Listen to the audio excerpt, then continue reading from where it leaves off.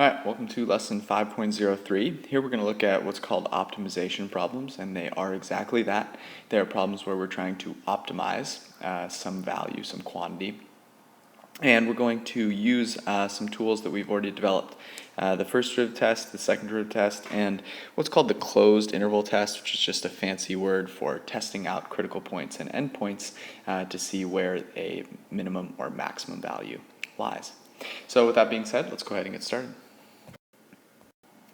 Okay, so here's a classic problem that we see all the time in calculus. A piece of cardboard is 50 inches by 50 inches. Squares will be cut out of each corner of the cardboard, and then the cardboard will be folded to create a box. What is the maximum volume the box could have? So the question will be accompanied with some sort of picture, or you could draw a picture. So I have a square. It's 50 inches by 50 inches, and out of each corner, we're going to cut out a square. Okay, so you cut these pieces out,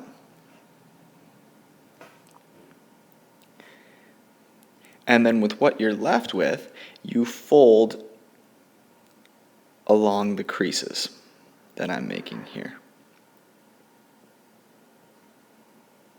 Okay, so the interior of this blue piece here, that's the bottom of your box, and then each of these white pieces here, they fold up, and when you fold them up, they become the walls of your box.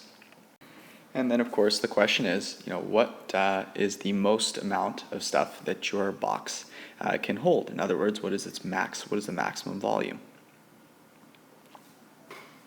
So I don't actually want you to find the answer to this question right off the bat. I want you to go ahead and answer questions 1, 2, and 3 first, and then if you feel really confident, you want to give it a try, go ahead and do so. Okay, so let's start with this question, and answering this question is really what will allow us to answer these optimization problems with ease. What is it that we're trying to find here?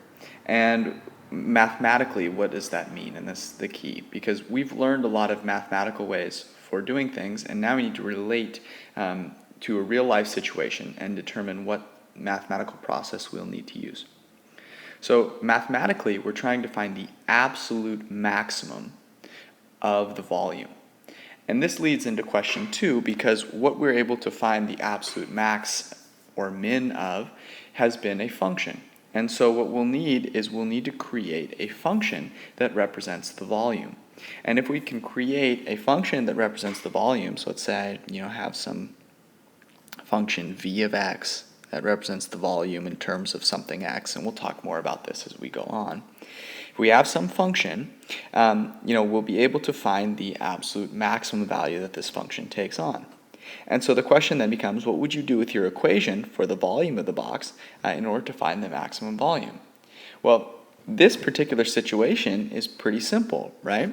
And the reason it is that we discussed earlier on that the only places where a max or a min can occur are at either the critical points or the end points of a function.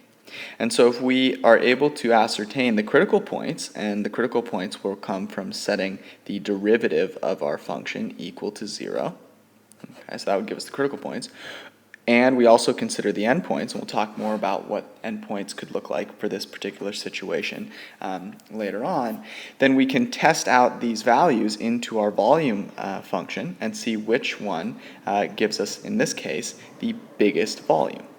And this is actually what's called the closed interval test, where we're just testing out all the critical points and the endpoints within this closed interval and seeing which one gives us the biggest, in this case, the biggest volume or the biggest value of our volume function. And so this really leads us into, for any optimization problem, what are the protocol or the processes that we can go through to make sure that we are solving both correctly and efficiently. So let's go ahead and take a look. Okay, so when solving optimization problems, or what's sometimes called a max-min problem, we want to have a strategy, and I pulled this off of page 224. It's a very good strategy. And so I want you to go ahead and read through it, kind of say to yourself, what does each piece mean? Summarize it a little bit. Go ahead and copy this down into your notes, and I will sort of add some comments and some annotations, and we'll talk about some specific strategies for finding the maximum or minimum for different problems. All right, so let's start with number 1 here and understanding the problem. And really here what you're trying to do is identify what it is you're trying to find a max or a min of. And I want to be even more precise here, because when we've talked about extrema, we've included relative extrema. But notice that with, the situation we saw in the discovery problem, you don't want to know a relative extrema here. You want to find the absolute maximum value.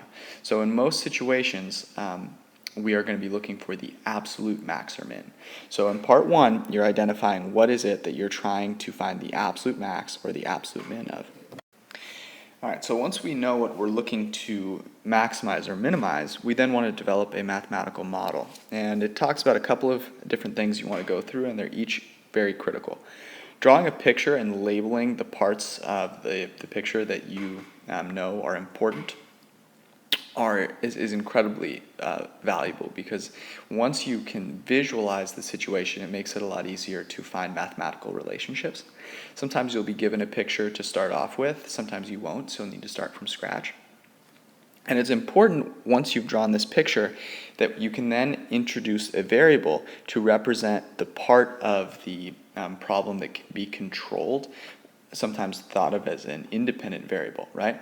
The thing that you can set, and then once it's been set, you can find the other value that you're trying to maximize or minimize.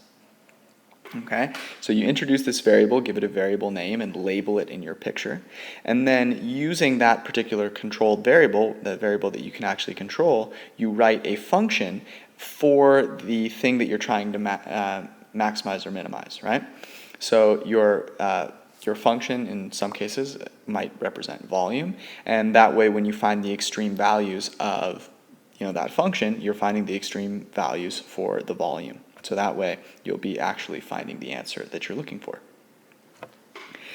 Now once I have this equation, you might want to jump in and immediately start using some strategies to find the absolute max or the absolute min. But it's important to graph the function first, because graphing the function can help you see some things that aren't readily available to you just by looking at the function in algebraic form. And you want to determine the domain of the function. So what values of this variable that you've introduced make sense, so that way you can graph over the particular domain that works. And by graphing, you can determine what values of the variable make sense in the problem. So if you're looking to maximize volume, for example, and you create this function, you graph it, and you notice that the function you've created goes negative at some point, well, that makes very little sense, right? Because volume is going to be a positive value. So you can figure that those particular values for your variable are not going to make sense.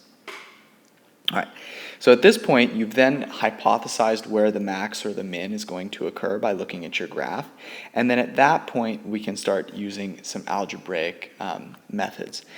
So what we want to do here is we want to identify the critical points and the endpoints. Remember, critical points are where the derivative is equal to 0 or undefined, and where the derivative is 0 or fails to exist. And the endpoints will show up in some situations, and in some situations you might not have clearly defined endpoints. And we'll look at both situations.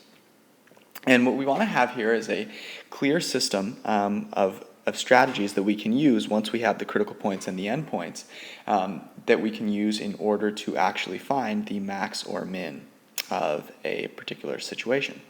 So let's start with kind of the most widely used, I guess you could say, which is called the closed interval test. And remember that critical points and endpoints are the only points at which a max or a min can occur. So once we've found the critical points or the endpoints, we can just go through and test all of them into our original function and see which one gives us either the biggest value, which would be an absolute max, or which would give us the smallest value, which would be an absolute minimum.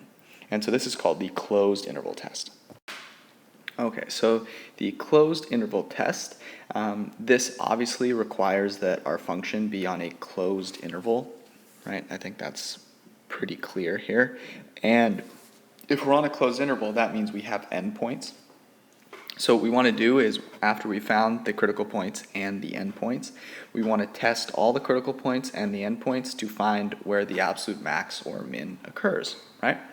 And that's the closed interval test, kind of a brute force test for when we have a bunch of critical points and endpoints. You just want to test them all and see which one either gives you the biggest or the smallest value. All right, the next possibility is that we could use either the first or second derivative test. So if you have a critical point C, then you can evaluate whether C is a max or a min using either the first derivative test or the second derivative test. But notice here that if we were to use the first derivative or second derivative test, that doesn't tell us for sure which is an absolute max or an absolute min, right? It only tells us that that's going to be a relative max or a relative min. So to use the first or second derivative test, we would only want to use it when we have one critical point, right? If we only have one critical point, then, well, that's the only possibility for your absolute max, your absolute min. And so what you want to do is then test that one critical point using the first derivative test or the second derivative test to see whether that's an absolute max or an absolute min. So let's just write that out really quickly. All right, so let's talk real quickly about the first derivative test. So if we have only one critical point C, then we can use the first derivative test to determine if this is an absolute max or an absolute min. So you're taking your critical point C, and that critical point C is going to give you an absolute max. In other words, f of C is an absolute max if, when you test it in your derivative, the derivative to the left of C is positive and to the right of C is negative, right? So it'd be going from increasing to decreasing. That will give you an absolute max at C. And f of C is an absolute min, right? In other words, you have an absolute min at C if, when you test it in your derivative, your first derivative, to the left of C, your derivative is negative, meaning it's decreasing, and to the right of C, the derivative is positive, meaning your original function is increasing. That would give you an absolute minimum value, going from decreasing to increasing. Okay? So again, that's only with one critical point, right? If we have multiple critical points, then we'd need to compare each of those critical points to see which one was in fact the smallest or the greatest. In other words, kind of going back to what our closed interval test did, where we tried out all the critical points and all the endpoints. So let's also look at the second derivative test, which says much the same thing. If I have one critical point, I can use that second derivative test to determine whether that's an absolute max or an absolute min. All right, so for the second derivative test, again, if I have a critical point C, then I can use the second derivative to determine whether f of C is in fact an absolute max or min, right? So if I substitute in that critical point into my second derivative, and I find that at that particular critical point, the second derivative is less than 0, meaning concave down, that means that at that critical point, I have an absolute max, right? Because that means there's the first derivative, which is 0, because it's a critical point, and it's in a part of a concave down, so I have to kind of come up and come down, and that would be my absolute max. And of course, if the second derivative is greater than 0, then it's concave up, and so at that bottom point, that would be an absolute minimum. And again, let's just note here that these are for situations where we have one critical point, and if we had multiple critical points, and we weren't using the closed interval test where we had a closed interval from A to B, if we had multiple critical points here, we would need to then compare the relative extrema. So say we had you were using the first derivative test, we had two critical points, or the second derivative test, and you had two critical points, and then you determined using your first or second derivative test whether that was a relative max or min. And let's say you had two critical points and both of them were relative minima. Well, then you'd need to test out each of those critical points into your original function to see which one has the lowest value or is the absolute minimum value. So keep that in mind. Of course, when we're applying this in real life to some situations, it'll kind of make itself more clear, and I don't think there are that many really complex situations with regards to testing critical points. Once we have used the critical points and the endpoints, if they are there, to create a mathematical, or to solve our mathematical model, we have a mathematical result. And we need to then interpret this step 6 as a solution to the question that was being asked. So we need to translate our mathematical result into an answer, written in sentence form, that clearly answers the question that's being asked in terms of that real-world context in which it was asked. And so that's important that you, in that case, include units, clearly explain the meaning of the value that you are referring to, and that you then check to make sure that when you read your answer, it makes sense, right? That's a clear test to just sort of check your work. Reread your answer. If it doesn't make sense, don't be afraid to go back and look at a few things over again. All right, at this point, we're going to go ahead and work through 3 examples. Some will be sort of complex, some a little more simple, that will help you apply this strategy to solving problems on your own. Okay, so let's take a look at a similar cardboard box creating problem. Go ahead and copy the problem down, work through this on your own first, going through all of the steps in the strategy that we discussed. Only once you've done that should you go ahead and take a look at the solution, because you can definitely get through this on your own.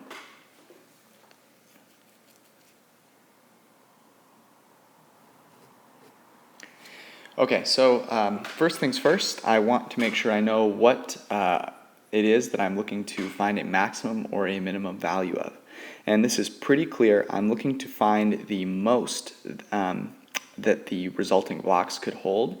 In other words, I want to find the absolute max of the volume. And along the way, I also want to know how big the cutouts should be to attain this maximum volume. So in actually going through and optimizing the situation, I'm going to certainly need to think about these cutouts and how the different sizes of the cutouts are going to determine the volume of the box. And so I want to make sure that I mention those cutouts in my answer. Now at this point, I want to create a visual to represent the situation. I want to label any key pieces, and I want to introduce the variable that represents what I can control on my own. Alright, so here's my box. I've labeled that it's 20 by 15 inches. And then I've got to also include the fact that the way that I'm going to construct this box is by cutting out squares from each corner and then folding up at those creases. Alright, so I've drawn in those squares, labeled sort of where I'm going to fold the box up. But I've got to make sure that I introduce a variable that is actually going to be something I can control. Right? The piece that I can control here is how much am I actually going to cut out. Now, I know that I'm cutting out smaller squares. This is very important. Since they are squares, that means that each of these things that I'm cutting out has the same length and width, right? And that's the piece that I can control. I can determine how big these squares are going to be. And in order to do that, I'm going to control the side length of the squares. And so that's the piece I can control, and that's what I'm going to call x.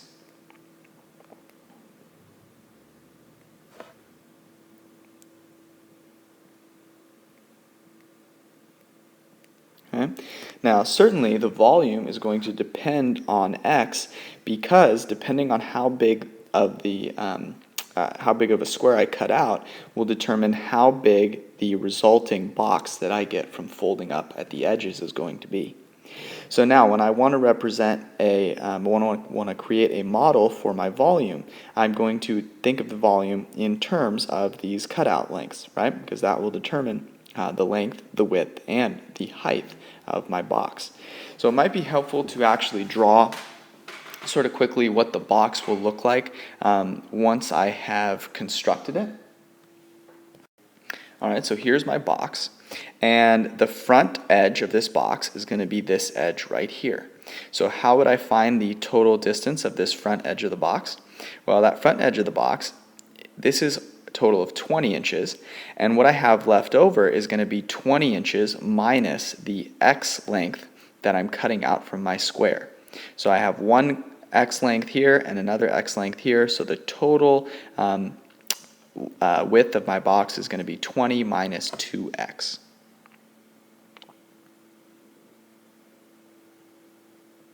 Okay. What about the length here, so this side length here, again, the total length of this cardboard piece is 15 inches, but I'm cutting out squares here, and I'm cutting out two side lengths of length x, so it's going to be 15 minus 2x. All right, now the height of my box is going to come from the total height of the walls that I fold up. And each of those is going to have a height that is the same as the length of the cutout x. When I fold this up, right, that's going to be the length, the height of the box. And so I'm going to label the height of the box as x. So now that I have these pictures labeled really clearly, it's going to make it very easy for me to write an equation for the volume of the box, because that's what I'm trying to find the absolute maximum of. Remember that volume is length times width times height, so using the length, width, and height that I have constructed in my picture, I can just write this equation very easily. All right, so the volume, which depends on the side length of these square cutouts, x, v of x, is 15 minus 2x times 20 minus 2x times x, or the length, the width, and the height of my box.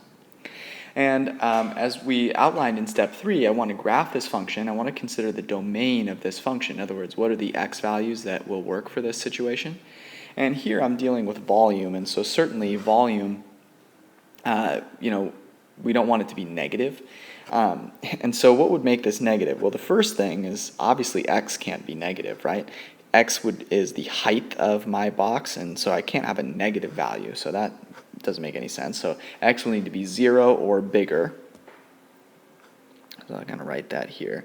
X needs to be greater than or equal to 0. And what does it have to be smaller than? Well, remember, volume can't be negative, right? So what would make either of these two terms negative? Well, all of a sudden, if 2x were equal to 15, if it were any greater than 15, then I'd be in some trouble because this particular piece would be negative. And what that correlates to is that if these side lengths get too big, all of a sudden I'm cutting out too much of this 15 inches, right? And if I try to cut out more than 15 inches, I've really run into some problems. So what's half of 15 inches? Well, if I divide 15 by 2, I get 7.5 inches. And so what we see is that if x becomes any greater than 7.5 inches, we'll be cutting out more than we actually have of our side lengths. And notice that 20 inches is bigger than 15, so before we run into trouble with this 20-inch side length, we'll run into trouble with the 15-inch side length when we're making these cutouts of side length x. So x has to be greater than or equal to 0 and less than or equal to 7.5. Now at this point we know the domain of our function, and right here I'm thinking about step 3 here. I want to graph the function, so I have the domain from 0 to 7.5, and now I want to go ahead and take a look at the graph. So I would recommend graphing. You might want to extend a little bit past 0 to the left and a little bit past 7.5 to the right, just so you can see really clearly why it doesn't make sense to the left and to the right of these values. And by looking at the graph of this function on this domain, you'll be able to clearly see where the maximum value should happen. So go ahead and quickly graph that on your calculator, and we'll take a look at that in a second. Here's the graph of the function v. You can clearly see how the domain is only between 0 and 7.5. Those are our endpoints here, and we get a negative volume if we go to the left or to the right of those. And we can guesstimate that the maximum volume is occurring when x is about 3, somewhere around there. And so that's really good to know. That way when we actually go look for the specific answer, we have an idea what we're looking for. So at this point, go ahead and find the critical points. We found the endpoints here, 0 and 7.5. You'll want to find the critical point, and then you'll want to determine the absolute maximum value for that critical point. All right, so I know that I'm going to need the derivative. So the first thing I do is I expand this out. I would multiply x in here, so I have 20x minus 2x squared, and then I would multiply with 15 minus 2x. And collecting like terms, I get 4x cubed minus 70x squared plus 300x. That's my function for volume, and then I need the derivative of that function. So I take the derivative of both sides, and v prime of x is 12x squared minus 140x plus 300. And so now I need to find the critical points, in other words, where the derivative is equal to 0. This is a quadratic function. So I recommend using the quadratic formula here. It's not going to be very fun to factor this. So using the quadratic formula, I'm going to get two roots of this derivative. And the two values that make the derivative equal to 0 are going to be approximately 2.82 and 8.83. Okay. Now, taking a look at these two x values, these are two critical points. But notice that one of these critical points occurs when x is 8.83, and that's outside of my domain. So I don't need to worry about this particular value whatsoever. That does not matter to me at all. And within my domain, I only have endpoints at 0 and 7.5, and then one critical point at 2.82. So my options here, I can use the closed interval test, and I can test all of these values out, 0, 7.5, and 2.82, to see what the volume is going to be at each of those x values. I can also use the first derivative test and look at what the derivative is to the left of this critical value, what it is to the right of this critical value, and show that that's going to be the maximum, and then find what it is.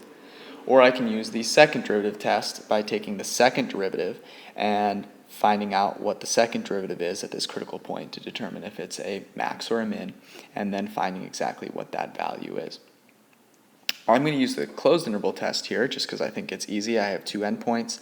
It'll be easy when I plug those values in to get my value for the volume, and it will be fairly easy to then plug in this critical point into my volume and see what the volume is going to be.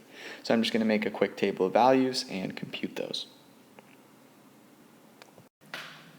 So making a table of values here and checking my endpoints and my critical point, I can see that the maximum value is certainly occurring at 2.82, and that value that I get is 379.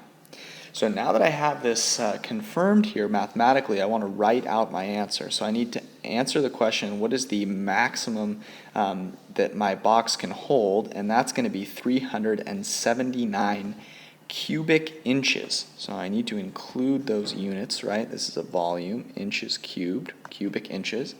And this will occur when the cutouts are of what size? So this will occur when my cutouts, which are the x value, have a side length of 2.82 inches. Okay, so I can include this here, and this is not my full written out answer. I don't have a lot of space here.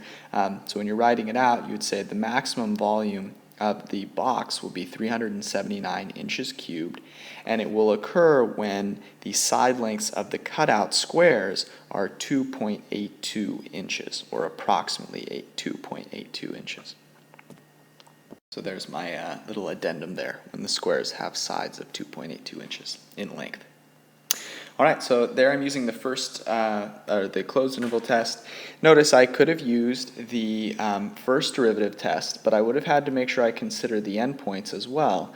And if I make a first derivative sign chart, I can test to the left and to the right of this critical point, and I will get that the derivative is going from positive to negative, and that's what I'm looking for. If I use the second derivative test, I need to take the second derivative here. And that, be a little more work. Plus, I'd still have to consider the endpoints. So the closed interval test here, I use that because it's the most efficient in this situation and requires the least amount of work.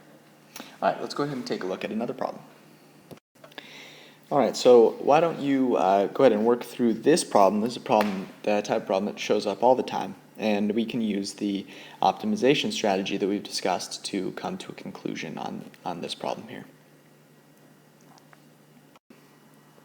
All right, so in reading this problem, I can see that what I am trying to maximize is the product. So I want to find the absolute maximum of the product. And what I'm going to have here are two numbers. Let's just call them A and B. And the sum of those numbers is 30, so a plus b is equal to 30. All right, and this means that I can write a function to model the situation. I'm not going to draw a picture here because there's no sort of geometrical interpretation that makes this any easier. So the product is what I'm trying to maximize, and my product, let's just represent it here. Let's call the product P. That is equal to A times B. Okay? Now, at this point, this is the function you're trying to maximize, but you have two variables here, A and B. And what you need to then do is say, well, I can't maximize a function unless it's only in terms of one variable. So I need to represent A or B in terms of the other one. Luckily, this is very easy to do. You know that your two numbers need to equal 30. You need to add them together to equal 30. So A is going to be equal to 30 minus B, or in other words, B is equal to 30 minus A.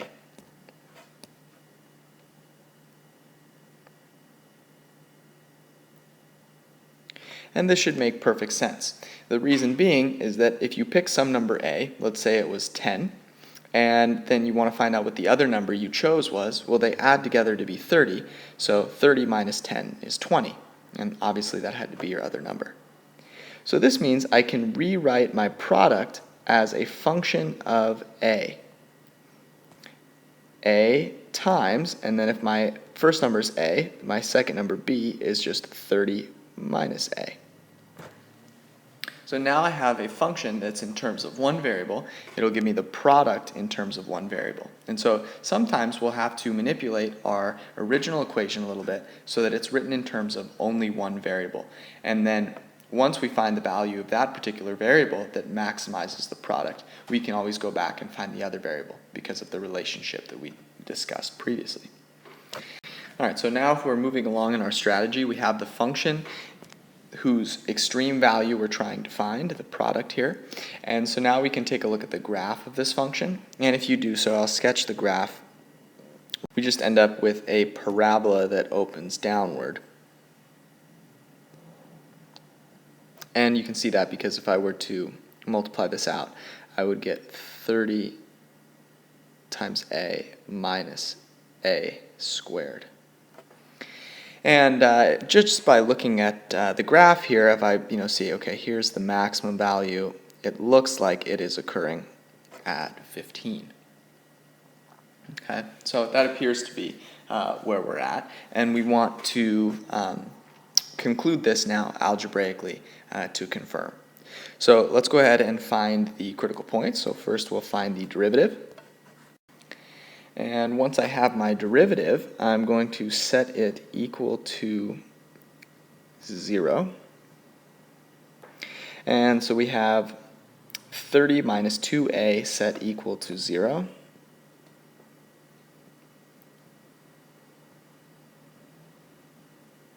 And we can see here that this is going to occur when a is equal to 15.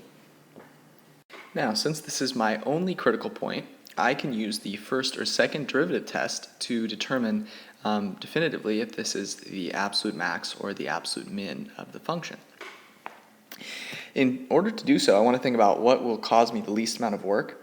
Notice that the second derivative is incredibly easy to find. I take the derivative of this becomes 0, and this just becomes negative 2. So the second derivative is always equal to negative 2. As I can clearly see, it's always concave down. And so the second derivative test will tell me that this is a maximum value. So let's go ahead and find the second derivative here. So p double prime of a is equal to negative 2. And this, of course, means that if I were to evaluate the second derivative at 15, I would get a negative value. So the second derivative test will tell me what I need. So what I'll write is, since p double prime of 15 equals negative 2, a maximum, and I could say absolute maximum, occurs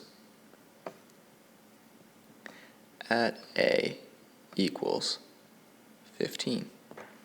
All right, this is my solution algebraically and mathematically. What I need to do is interpret the solution. Remember number 6 of our strategy.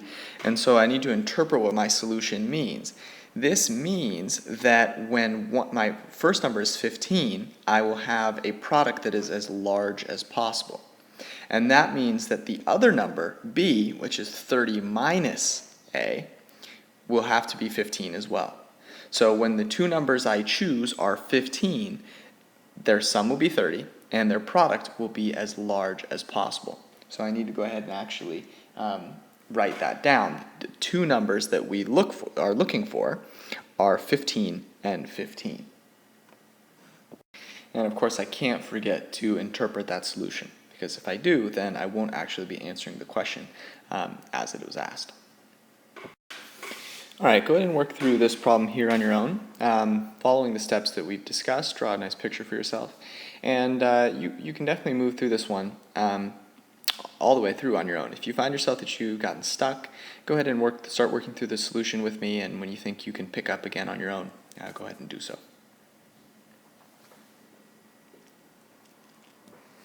All right, how close does the curve y equals square root of x over 2 come to the point 0, 9? How close tells me that I'm looking for a minimum value. So I'm looking for the absolute minimum of the distance, right?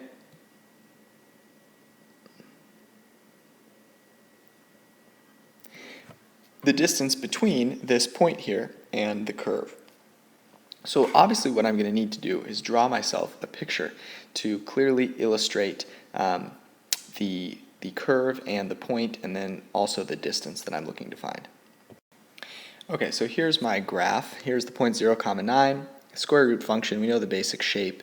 I picked a point that I knew would give me an output value of 5, right? So the square root of 25 is 5, and so I'd have to have 50 divided by 2 to get 25. Hence right there, just to make it as sort of realistic as possible. And then what I have here is I want to draw the distance. Okay, so the distance is just going to be between any point that I have on my curve. I'll just make a mark here for any point. And the distance between these 2 points is the length of the line segment that connects them. So that there is going to represent the distance that I'm trying to minimize. Okay? And so you can kind of see as your point moves along your curve, this distance is either going to get bigger or smaller or maybe bigger again, right? And we want to find the point at which this distance is the smallest possible value it can be. Okay, so what we want to do is we need to write a function that represents the distance. Well, what is the function going to be in terms of? Remember, the function is in terms of what we can choose, and we can control the x value here. So we can control the input, in other words, where this point is, and that means we can control both coordinates of this point here.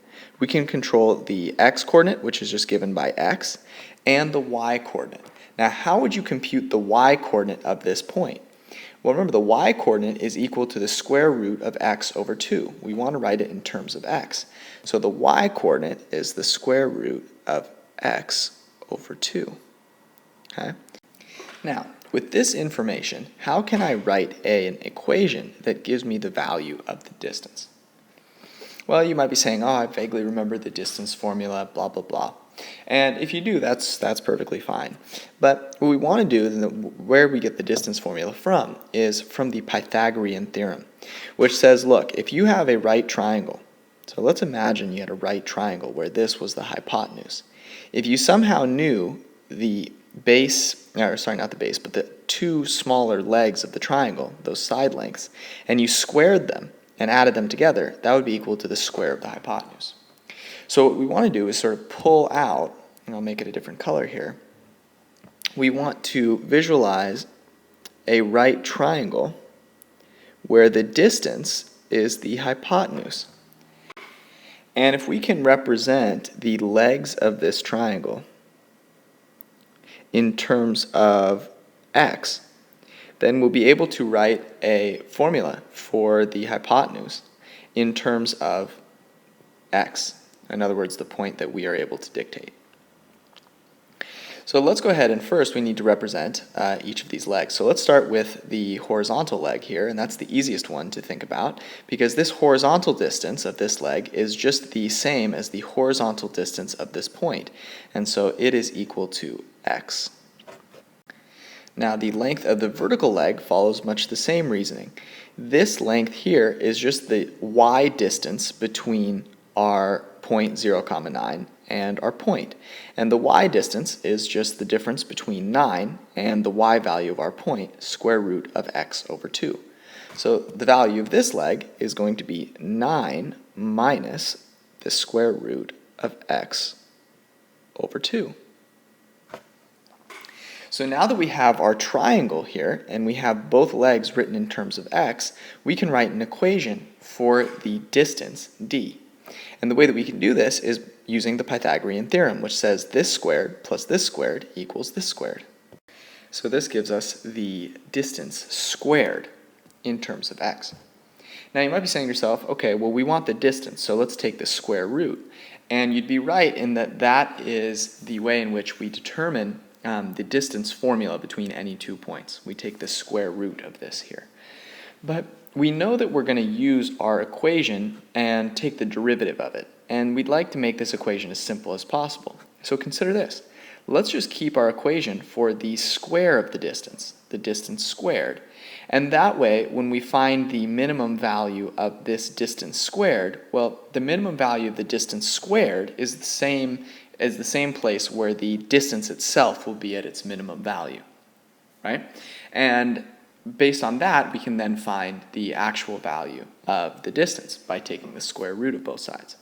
So let's hold off on the actually square rooting piece, and let's just use this as our equation. So let's rename this our function f, which represents the distance squared. So we'll just say f of x is equal to x squared plus 9 minus square root of x over 2 squared. Okay, so that's our function f. It represents the distance squared, and now we can find the absolute minimum of this distance. Now, are there any endpoints? What's the domain? Well, yes, I can't go anywhere further than 0, so my x value has to have a minimum value of 0, but then I could go anywhere I want to the right. So this is for x greater than or equal to 0. So the only endpoint I have to consider is 0. And now I want to find the absolute minimum of this function. So let's graph this function first, take a look at the graph of this function, and that will help us see where we expect the minimum to occur, and then we can find it algebraically.